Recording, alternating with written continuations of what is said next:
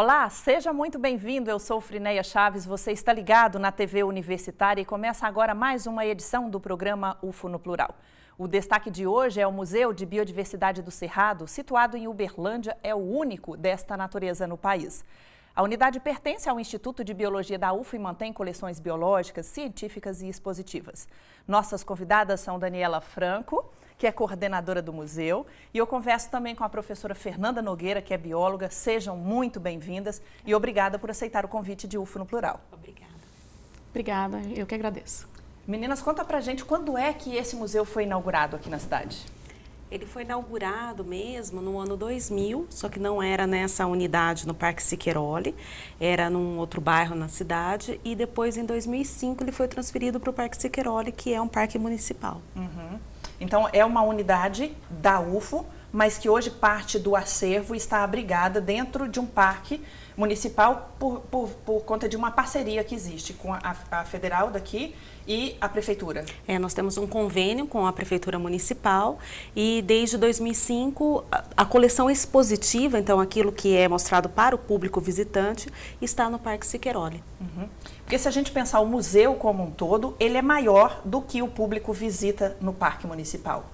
Nós temos uma coleção, que é uma coleção de referência, de pesquisa, que fica no Instituto de Biologia, num prédio que abriga essas coleções, e toda a parte expositiva, didática, então, educativa, que trabalha com questões relacionadas à educação ambiental, à preservação do meio ambiente, a gente tem lá no Parque Siqueiroli. Professora Fernanda, se a gente considerar a importância do Cerrado, a iniciativa de criar o museu, ela é recente, né? Sim, muito recente. O diferencial que nós temos aqui no Museu de Biodiversidade é que ele é um museu que abarca questões da biodiversidade, específicas aqui da nossa região, e ele tem uma tendência a ser um museu de ciências, um museu interativo, mais moderno. Está tentando inovar e transformando o museu de uma outra maneira, né? Apresentando um outro formato para a nossa população.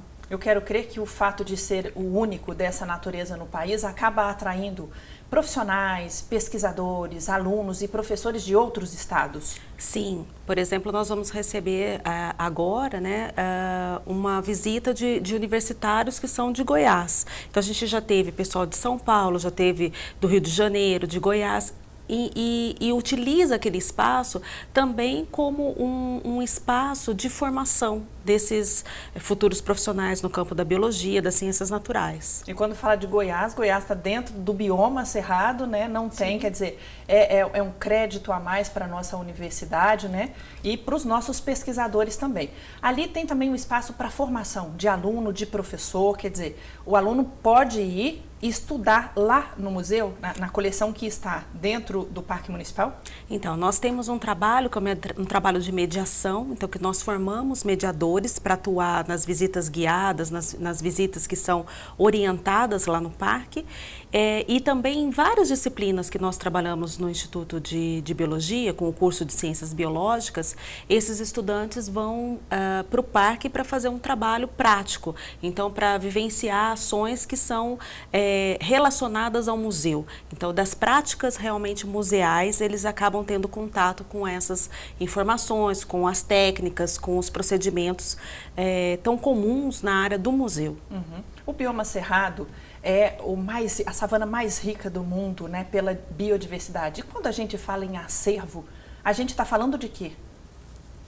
Então, na verdade, nós temos no nosso museu alguns animais taxidermizados, a maioria bem representativos do Cerrado, como, por exemplo, a onça parda, o tucano, o tamanduá-bandeira, e temos alguns representantes da flora também. Para nós é muito importante essa manutenção desses espécimes, porque é uma aproximação do público com esses animais, né?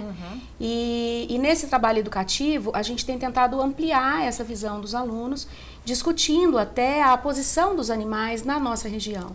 Então, a gente tem, por exemplo, alguns alunos que questionam: puxa, e se eu caminhar por essa trilha, eu tenho possibilidade de encontrar uma girafa?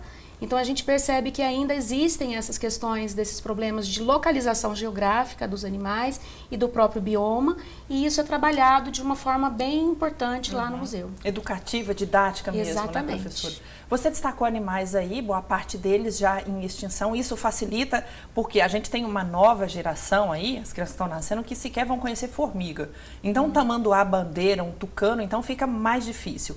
Agora, do momento que eles têm o primeiro contato com esse tipo de bicho, é explicado, por exemplo, de que forma que ele morreu, se ele foi atropelado, qual que é o tempo de vida dele, como é que ele se reproduz? Esse tipo de informação é agregado durante as visitas?